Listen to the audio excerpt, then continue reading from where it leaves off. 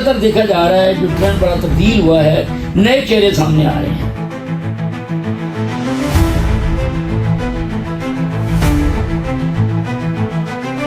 میں لاہور پر بات کروں گا پہلے۔ سیاسی رنگ تھوڑا ابھر کر سامنے آیا ہے۔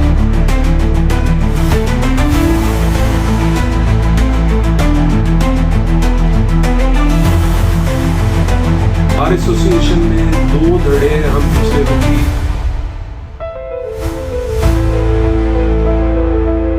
بسم اللہ الرحمن الرحیم۔ میں ہوں آپ کا میزبان آپ کے ٹی وی کے حوالے سے زاہد رفیق بھٹی، اور آج ہمارے ساتھ ہمارے مہمان ہیں ملک کے معروف قانون دان، جنہوں نے ہیومن رائٹس کے حوالے سے بہت سارا کام کیا، جس کو نہ صرف وکلا برادری بڑا اپریشیٹ کرتی ہے بلکہ آؤٹر ورلڈ بھی ان کی بڑی اپریسیشن ہے۔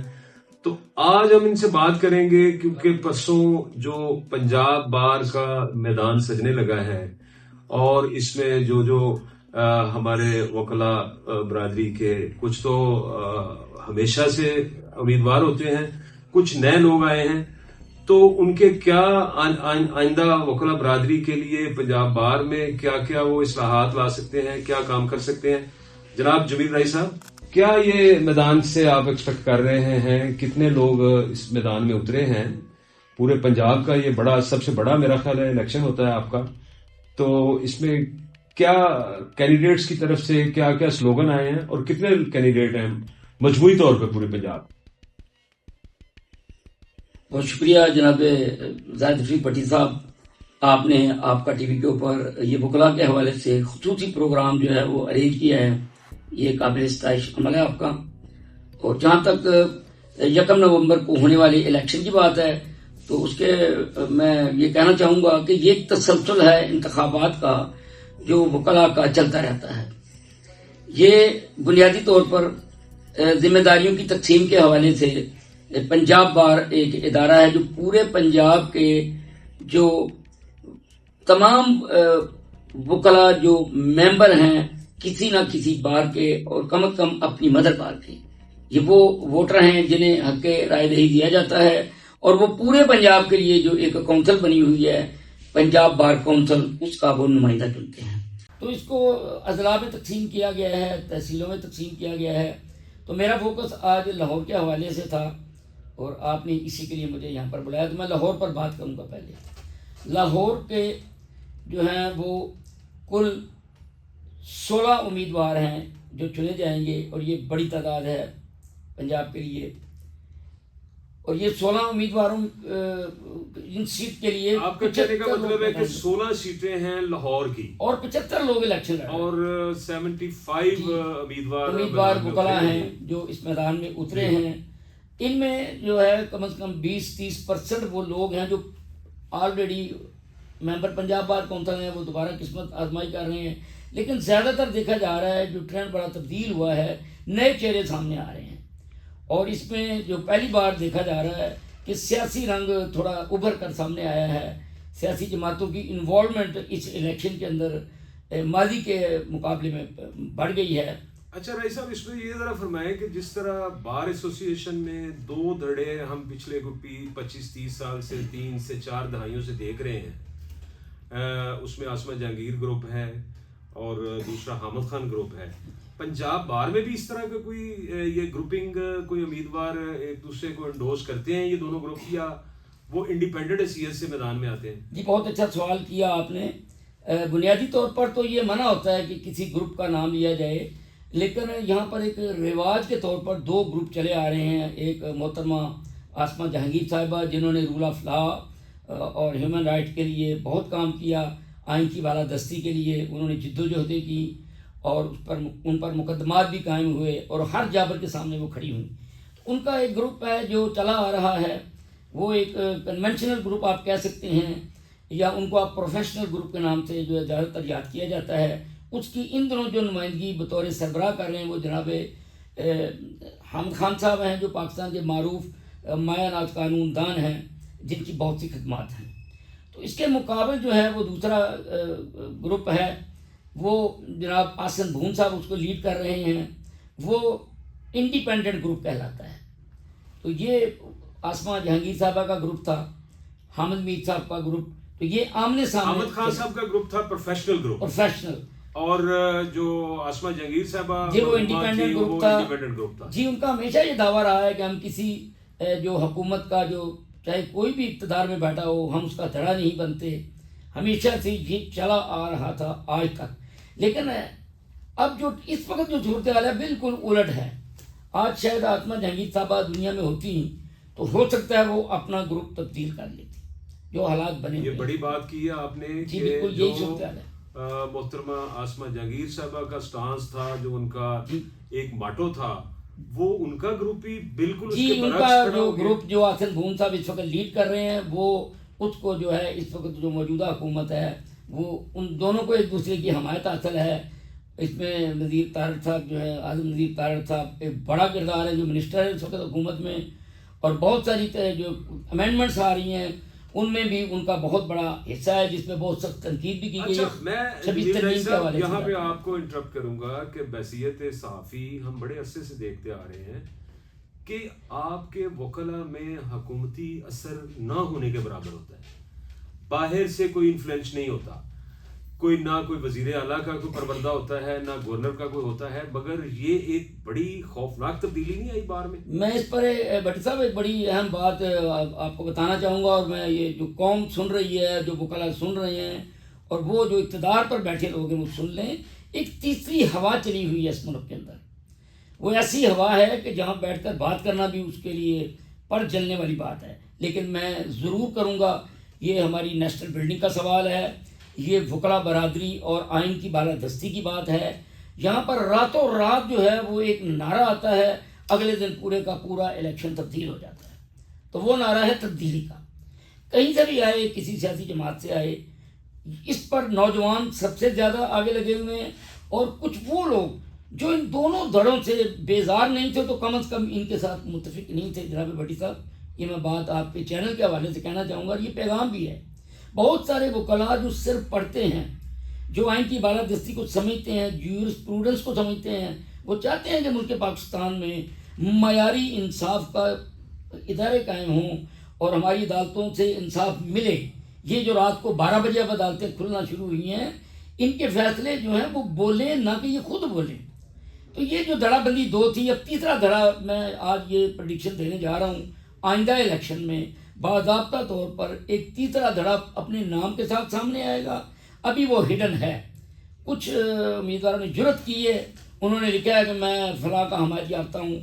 अगर आप नाराज़ ना हो तो मैं नाम लेना चाहूँगा, इमरान खान ग्रुप जो है, उनके हमायत याफ्ता लोगों ने धड़ल्ले के साथ अपने पोस्टों पर लिखा हुआ है कि ILF जो है उसका मैं हमायत याफ्ता हूँ। पहले ये कभी नहीं होता था, ये बिल्कुल नहीं होता था। ये बार की रवायात हमने ऐसी बिल्कुल नहीं सुनी, और इस पे तो एक सवालिया निशान पैदा होता है, और ये बड़ा खौफनाक है। मैं समझता हूँ कि इस पे आप जैसे बहुत सारे सीनियर वकला को सर जोड़ के बैठना चाहिए कि इससे बार और बेंच के जो एक रिलेशन होता है वो मुतासर नहीं होगा।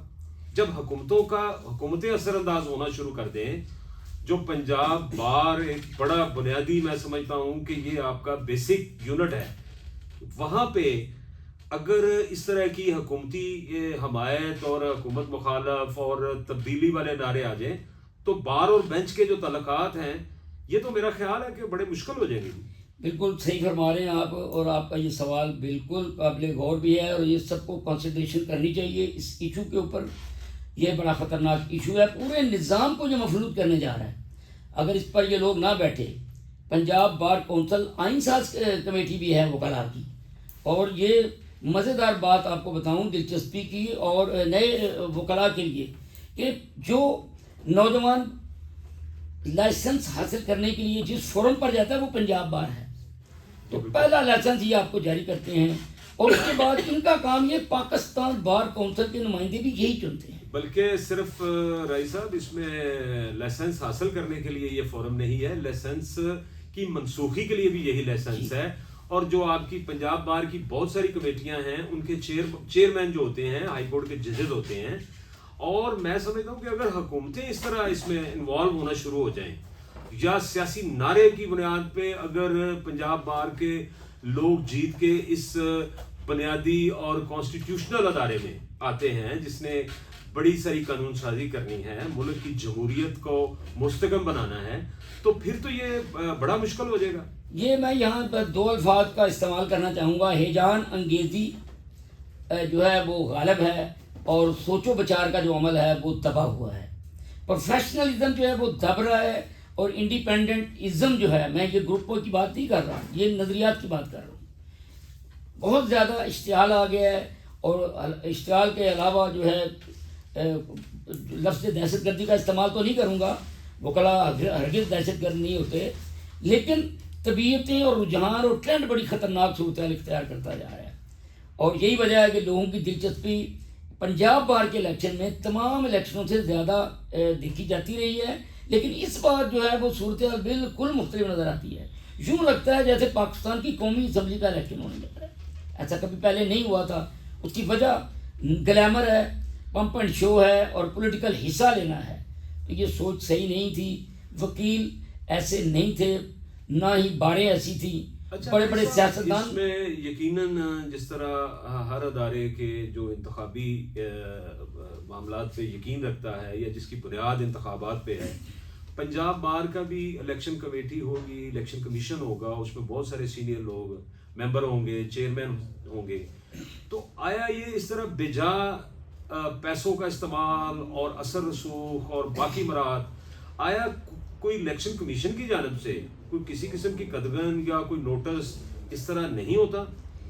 جی بالکل, اس کے اوپر باقاعدہ کوڈ آف کنڈکٹ موجود ہے, اس کی لوگ وائلیشن کرتے ہیں اور پھر ان کو جرمانے بھی ہوتے ہیں. تو دیکھا گیا کہ 10-10 لاکھ روپے جرمانے جو ہیں وہ امیدواروں نے دیے ہیں, لیکن دعوتیں دینے سے باز نہیں آئے, کیونکہ دیکھیں یہ پورے ملک کا کلچر ہی ہے.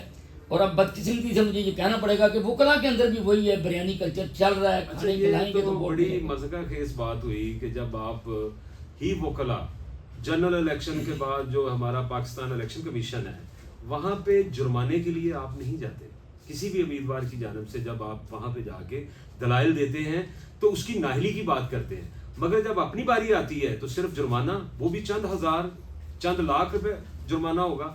کیا نااہلی کے لیے کوئی الیکشن کمیشن کی جانب سے کسی قسم کی کوئی بات نہیں ہوتی؟ جی اگر کوئی بندہ باقاعدہ پٹیشن لے کے چلا جائے اور کوئی ایسے ثبوت لے کے سامنے آ جائے تو کارروائیاں ماضی میں ہوتی رہی ہیں, لیکن زیادہ تر یہی ہوتا ہے کہ مجھوں کی بہنیں ہوتی ہیں, اور یہ ایسے ہی چل رہا ہے, یہی نظام ہے.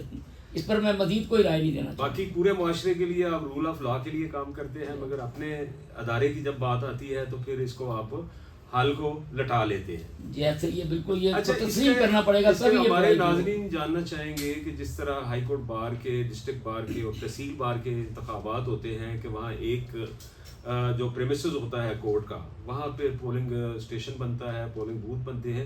یہ پنجاب بار کے الیکشن کا میکانزم ذرا ہمارے اس کی بڑی سادہ سی ترتیب ہے. جتنی مدر باریں ہیں وہ سارے ووٹر جو ہیں, جس کا جہاں ووٹ بنا ہوا ہے وہ اپنی مدر بار میں جائے گا اور وہاں سے ووٹ دے گا, اور وہاں بیٹھ کے وہ پورے پنجاب کا اپنا نمائندہ چنے گا. یہ اس کی سادہ سی ترکیب ہے. البتہ اس کو ضلع اور تحصیل کے اندر سیٹیں بانٹی گئی ہیں. جیسے لاہور ہے 16 سیٹیں پورے لاہور کے لیے, اور 75 لوگ میدان میں اترے ہوئے ہیں. سب سے زیادہ سیٹیں لاہور کے لیے, راولپنڈی بھی ہے, فیصل آباد کی زیادہ ہے اس سے. میرے خیال میں 20 ہیں غالباً, اگر مجھے غلطی نہیں ہو رہی تو ان کی 20 ہے. اچھا, اس میں دنیا تو اب چاند سے بھی آگے چلی گئی ہے. میرا خیال ہے کہ ابھی تک آپ بایو میٹرک پہ نہیں گئے. جی بایو میٹرک پر ہی ہو گیا ہے, اور اب یہ بھی الیکشن جو ہونے جا رہا ہے یہ بایو میٹرک الیکشن ہوگا. کمپیوٹر پر بیٹھیں گے لوگ اور انگلی کے ساتھ اپنے امیدواروں کے اوپر نشانی. مجموعی طور پہ پنجاب کے کوئی رجسٹرڈ ووٹر کی کا کوئی اعداد و شمار ہے آپ کے پاس کہ کتنے ووٹ کتنے لوگ پورے پنجاب کے؟ بڑی صاحب معذرت لاہور میں کتنے رجسٹرڈ ووٹر ہیں جو اپنے حق رائے دہی استعمال کریں؟ لاہور میں 20,000 سے زائد ہیں. 20,000 سے زیادہ. اور اس کے پریمیسز جو ہماری جو کورٹ ہے, ڈسٹرکٹ کورٹ ہے, باقی کچہریاں ہیں, وہیں پہ بنیں گے یا صرف ہائی کورٹ بار میں؟ جس کا جہاں ووٹ ہے, جس کا مدر بار جو ہے جہاں بھی اس کی مدر بار ہے, اگر کینٹ کچہری اس کی مدر بار ہے تو وہ وہاں بھی پولنگ اسٹیشن ہے. اسی طرح ماڈل ٹاؤن ہے, وہ بھی ایک وہاں کچہری لگتی ہے, اور وہاں بھی ایک جو ہے ان کے لیڈر چنے جاتے ہیں تو وہاں وہ ووٹ ڈالے گا. اسی طرح یہ قصور ہے, اور یہ شیخوپورہ ہے, شیخوپورے کی جو تحصیلیں ہیں. تو میں نے بنیادی بات آپ بتا دی, جہاں جس کا ووٹ ہے وہ اپنے مدر بار میں جا کے ووٹ کاسٹ. اچھا رئیس صاحب, آپ کے بارے میں بار ایسوسیشن میں، بار رومز میں بڑی ایک بات کہی جاتی ہے کہ رائی صاحب کا جو جیتنے والے لوگوں کے حوالے سے تجزیہ ہوتا ہے وہ 100% ٹھیک ہوتا ہے. تو آپ ہمارے ناظرین کو یہ بتائیں گے کہ لاہور سیٹ میں اس وقت ہارڈ فیورٹ امیدوار کون سے ہیں جن کے جیت کے امکانات زیادہ ہیں؟ میں اس طرح اگر نام لوں گا تو چونکہ بہت زیادہ بھائی ہیں اور بہت تقریباً تمام کے ساتھ تعلقات ہیں، لیکن میں ایک ٹرینڈ آپ کو بتا دوں گا. اس وقت جو مضبوط گروپ ہے وہ حکومت کا حمایت یافتہ نظر آ رہا ہے، لیکن راتوں رات تبدیلی آنے کا جو مظاہرہ کچھ عرصہ پہلے دیکھا گیا ہے وہ کچھ مدھم پڑا ہے. اس کی بہت ساری وجوہات. انڈیپینڈنٹ گروپ جو مدھم پڑا ہے، آسما جہانگیر صاحبہ کا گروپ ہے، وہ جو اس کی امکانات زیادہ ہیں. جی انہیں کے امکانات زیادہ ہیں اس وقت. ٹرینڈ ان کا ہے، وہ آواز بھی ان کی زیادہ ہے، اور ان کے بعد کینڈیڈیٹ بھی بہت مضبوط قسم کے لوگ آئے ہیں، جن میں سابقہ جو ہے لاہور ہائی کورٹ کے صدر، نائب صدر، سیکٹری، اس لیول کے لوگ الیکشن لڑ رہے ہیں اور وہ ان کے امیدوار ہیں. جی ناظرین، آپ نے بڑی تفصیلی بات سنی. جمیل رائی صاحب نے بڑی بنیادی باتیں کی اور کھل کے باتیں کی. اب ہم دیکھتے ہیں کہ 1 نومبر 2025 کو کامیابی کا باز جو ہے کس کے سر بیٹھتا ہے. انشاءاللہ تعالی ہمیں اجازت دیجیے. بہت شکریہ.